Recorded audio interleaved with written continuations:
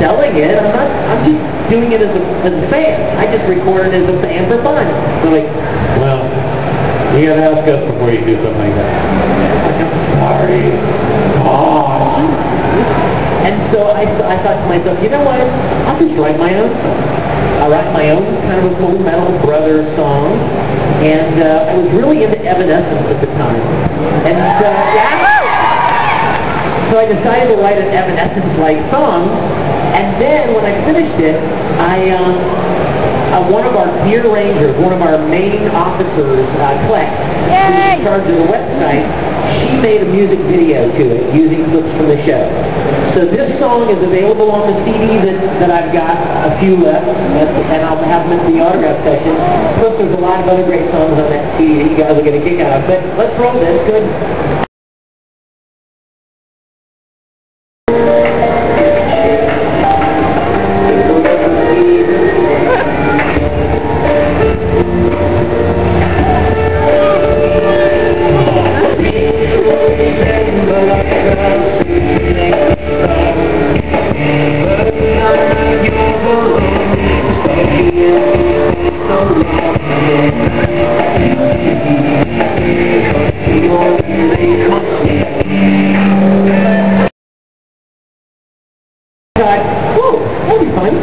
So I put it on, and the whole rest of the weekend, people were coming up going, "You should cosplay in that!" And I was thinking, no, I shouldn't.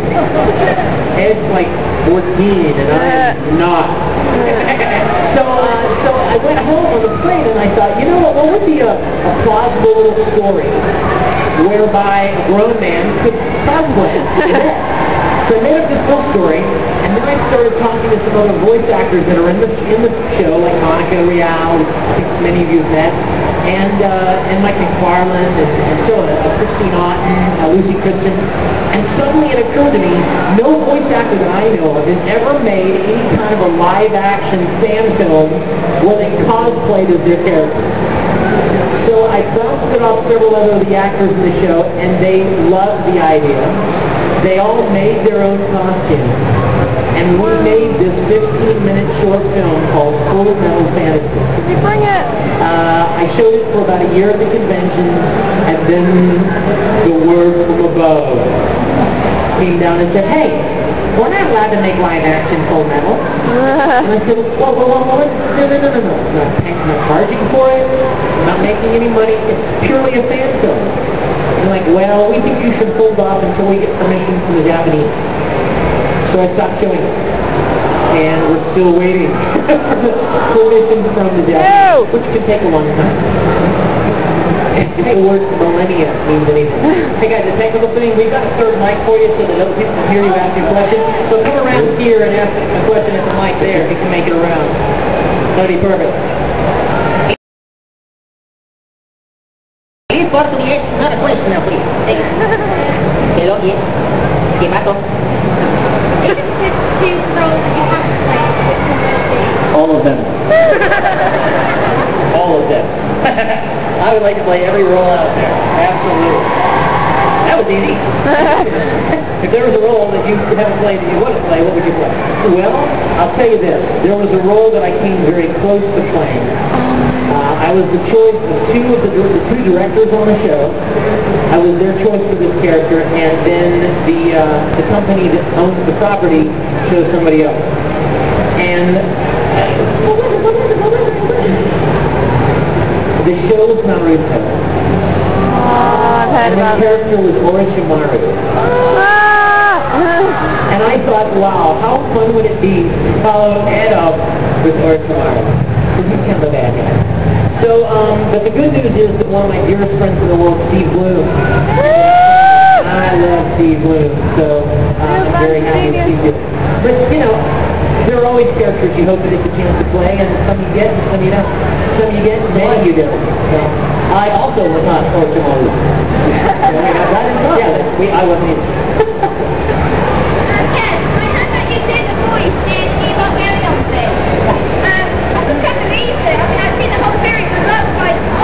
Oh yeah, it's quite cool.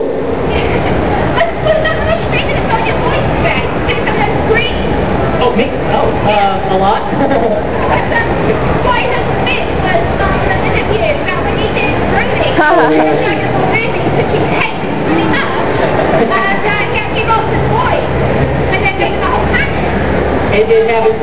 it happens every now and then when you get to the role where you're just screaming for hours. It's going to happen. You're going to lose your voice sometimes. But you give it everything you got, you hammer it out, and when you're done, you're like, okay, we're done. Gotta go. And you know, can I just add to that by saying, when I had to do a lot of yelling and screaming his head, it was very different than yelling as Broly. How many of you know who Broly is from Dragon Ball Z? Hey! It was a very low, dark, chesty kind of a voice. So for him to yell and power up, it's not going to be this high, youthful tone like I normally have. And it was especially hard to push that kind of stuff way down into your chest, and it just killed me. And, you know, at the end of the first movie, I thought, well, thank you, Lord. At least he's dead. Let's call it in. Yeah, second one is, I saw you play Cloud as well.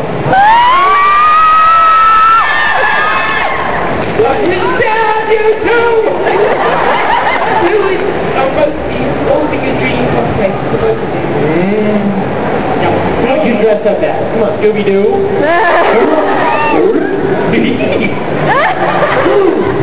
Where's the kitchen? Over here. I see you, Scooby. I don't know. I thought the costume would be fun. It was another person's costume, and they're like, dude, you should dress up as this guy. And I'm like, okay. And I didn't even really know much about Final Fantasy. I just did it. In fact, I kept making all the Final Fantasy people mad at me because they would be like, dude, are you cosplaying? And I'm like, yeah, I'm playing clown.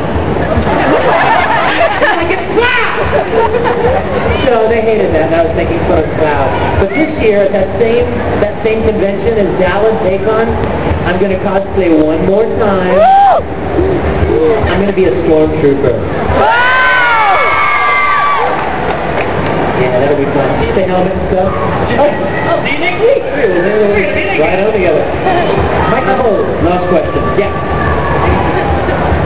Did you think you had to eat it when you're playing that? Oh, gosh, yeah. Okay, I have a question, please. I love Aaron to death, but you guys, one of the hardest things, and it's like, you tell me, one of the hardest things about voice acting is not just delivering the line believably, but matching the mouth movements of the character. Well, Aaron had no mouth movement. So, I'm curious, what a breeze, right? So all he had to do was get done in a certain amount of time. And so it was a lot easier, I think, for Aaron. Which was good, because he was 12. I mean, when he started the show, he was a little kid. And, of course, now he's tall, very thin.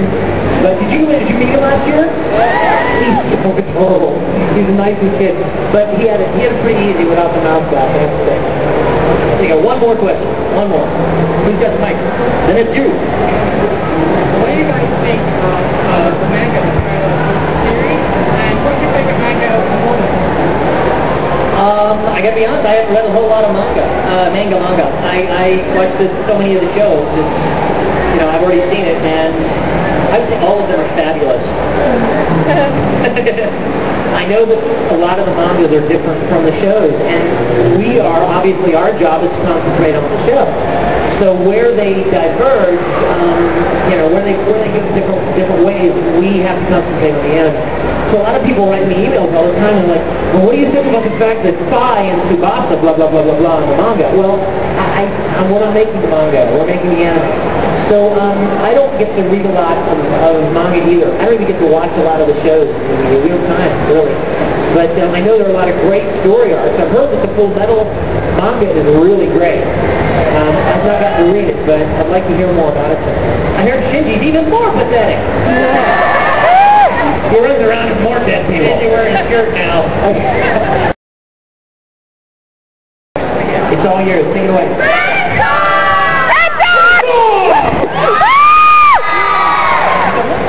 Ladies and gentlemen, give it up for Vic Mignogna and Spike.